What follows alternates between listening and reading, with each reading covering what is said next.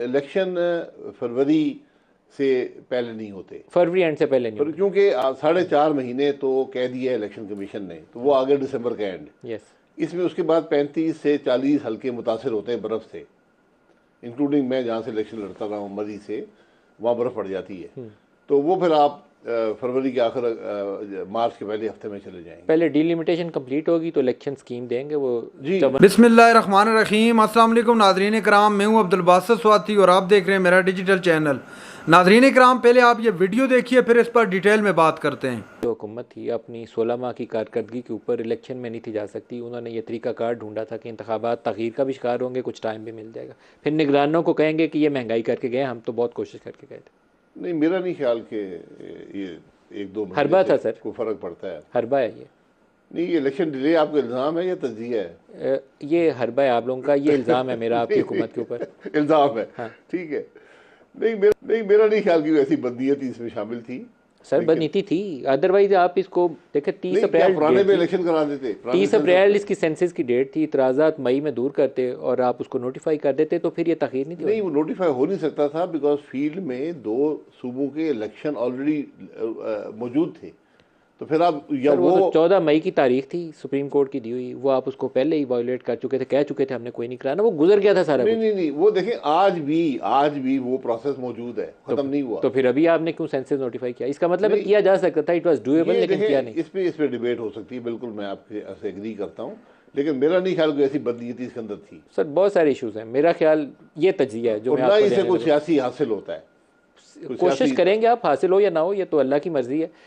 मेरा ख्याल है कि जो 4 साल पीटीआई की हुकूमत थी, या इवन 12 अक्टूबर 99 के बाद मुशर्रफ का दौर था, उसने उतना नून लीग को डैमेज नहीं था किया जितना 16 माह की पीडीएम की हुकूमत ने पीएमएलएन को पंजाब में डैमेज किया। देखिए, एक तो आप पीडीएम में इल्ज़ाम लगाते हैं, बात दुरुस्त नून लीग पे लगा देता हूँ बराह रास्त। नहीं, शहबाज शरीफ साहब, ये कोलिशन थी, पीडीएम का ही नाम लिया सर, शामिल थी। पीडीएम कोलिशन ही थी ना सर? नहीं, पीडीएम एक अपोजिशन का अलायंस था जिसमें चंद जमातें शामिल थी। चले नून लीग और पीपल्स पार्टी पे वो कोलिशन गवर्नमेंट बनी, पीपल्स पार्टी भी आ गई, एमकेएम भी आ गई, रिफ्रेज कर देता हूँ कि जो 12 अक्टूबर 99 को परवेज़ मुशर्रफ नहीं कर सका 9 साल, और जो 4 साल इमरान खान नहीं कर सका, शहबाज शरीफ साहब की हुकूमत ने बराह रास्त इल्ज़ाम लगा रहा हूँ 16 माह में वो कर दिया पीएमएलएन के साथ कि पंजाब में आप इलेक्शन लड़ने की। ये आपका फेवरेट सब्जेक्ट है शहबाज शरीफ साहब वाला, तो आप फिर इल्ज़ाम लगाने के लिए उनको ले आए हैं। देखें, आपने 300 रुपये पे डॉलर बचा दिया, 300 रुपये पे आपने पेट्रोल बचा दिया है, 160 के 170 रुपये पे आटा है, 150 रुपये से ऊपर चीनी बिक रही है। कौन सी ऐसी चीज़ है जिस पे आप कहेंगे जाएं लोगों के पास हमें वोट दे दो? बिल बिजली के डबल हो गए इस दफ़ा, जो आए डबल हो गए। देखिए, ये मुश्किलात हैं, लेकिन मेरा सिर्फ आप वोट की तरफ नहीं जा सकते। मैं डिफेंड इसको नहीं करूँगा, लेकिन मैं ज़रूर कहूँगा कि अगर ये हुकूमत ना आती तो क्या ये नंबर कम होते, हमारे खाते में ना पड़ते। मतलब जितनी बुराई आप कर गए ना, या इकोनॉमी का जितना पठा बिठा गए हैं, कोई और होता तो शायद इससे कम ही पठा बिठाता। मैं ये कहता हूँ कि अगर ये हुकूमत ना आती, शहबाज साहब हुकूमत ना लेते, पीएम ये जो तो बोझ किसी और के सर पे होता है ना बनती। हाँ, बोझ किसी और, लेकिन हालात शायद इससे भी बदतर होते। मेरा ख्याल है इससे बेहतर होते। मेरा नहीं ख्याल, क्योंकि ये जो चूचू का मरबा है ना, it was a bad experiment, इसमें नहीं जाना चाहिए था। आप लोगों ने इसमें जाके सिर्फ केसेस का दबाव था, ऊपर वो लटकी हुई थी तलवार, और शहबाज साहब को बड़ा। आप हमेशा कहते हैं ऐसी कोई बात सर, एक ही बात, केस के कितनी देर लगती है, फिर केस बन जाता है। मेरा तो ख्याल है वो केस रिवाइव हो जाएंगे, क्योंकि सुप्रीम कोर्ट ने जिस दिन वो 26 अरब का केस पकड़ा शहबाज साहब का, तो फिर वो कुछ मिलेगा ही नहीं। ये तो आप हमेशा वो कर देते हैं कि गिल्टी अंडर प्रूवन। सर बड़े मियाँ साहब के पास, आपका जो मयार है, बड़े मियाँ साहब के पास गए हैं शहबाज साहब, मेरा ख्याल है उनकी खिंचाई होगी कि मियाँ साहब की कीता, जो उन्होंने पहले ही पूछना है मियाँ साहब की कीता थे। नहीं, वो तो देखें, वज़ीर-ए-आज़म तो वही थे, जो कुछ किया है वही अवाम को जवाब देंगे, पार्टी के सदर भी हैं।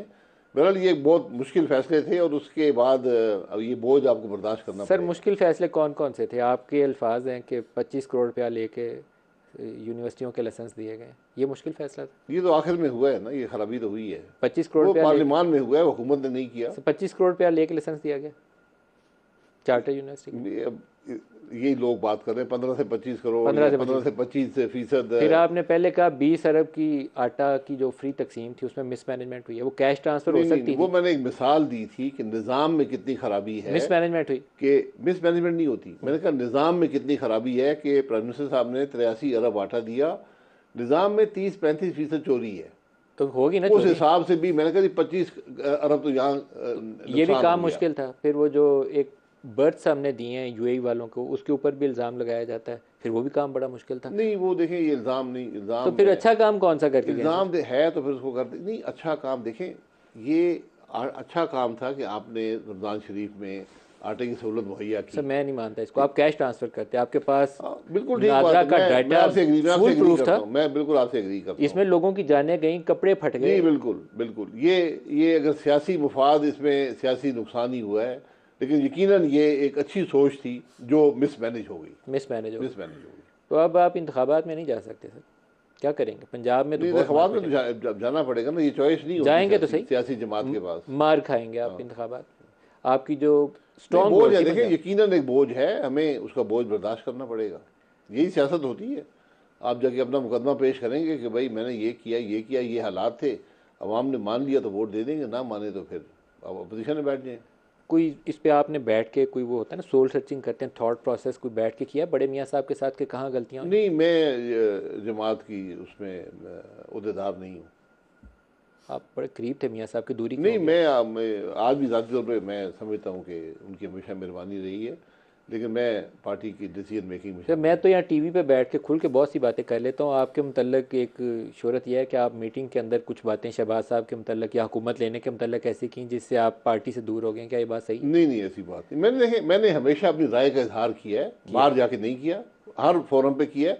लेकिन मैंने जनवरी में अपना ओहदा जो सीनियर वाइस प्रेसिडेंट को छोड़ दिया था, और मैंने 3 साल पहले भी बता दिया था मियाँ साहब को, मरियम बीवी को, कि जब भी एक जनरेशनल चेंज आई तो मैं इस ओहदे पे नहीं रह सकता। अगर मरियम उस पोजीशन पे आती हैं तो आप उनके नीचे काम नहीं कर सकते, ये पोजीशन थी? जी, मैंने ज़िंदगी में कभी पार्टी का ओहदा नहीं रखा। ये मुझे 2019 में ओहदा दिया गया था कि आप काम करें, तो मैंने उस वक्त कहा था कि जब भी जनरेशनल चेंज आई मैं वहाँ पे नहीं हो सकूँगा। सर जनरेशनल चेंज से लोगों को समझ नहीं आएगी, जब मरियम ऊपर आई तो आप उनके कोई भी आए, जब एक नई जनरेशन का लीडर आएगा, सामने आएगा, तो फिर मेरा वहाँ रहना मुनासिब नहीं है। आई थिंक आप और ख्वाजा साहब 2 लोगों ने इसके ऊपर थोड़ी बहुत बात की है, बाकी तो आपकी पार्टी के लोग इस पर बात भी नहीं करते। नहीं, ये उनका हक है कि वो अगर काम करना चाहते हैं। मैं इसको मुनासिब नहीं समझता हमारा वहाँ रहना।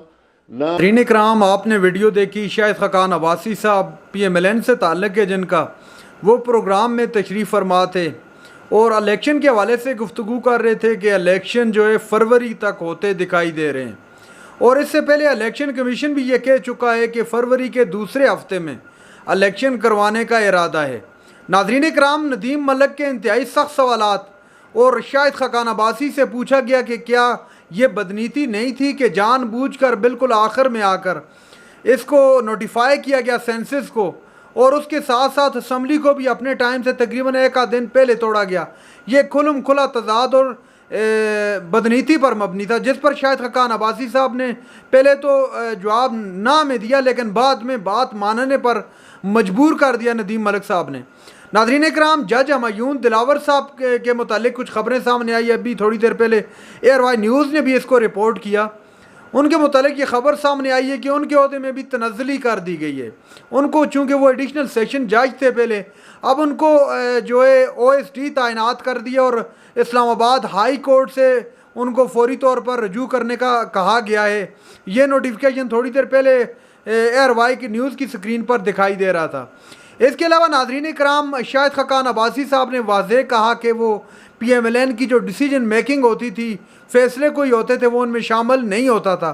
तो जो दूरियों की वजह है वो उससे लग रहा है कि मरियम नवाज़ या शहबाज शरीफ की वजह से मुस्लिम लीग नून से दूर हुए हैं शाहिद खाकान अब्बासी साहब, और उनकी गुफ्तगू से बरहा वो मुख्तलिफ प्लेटफॉर्म्स पर जाकर अपनी इख्तलाफ का इज़हार बरहा कर चुके हैं।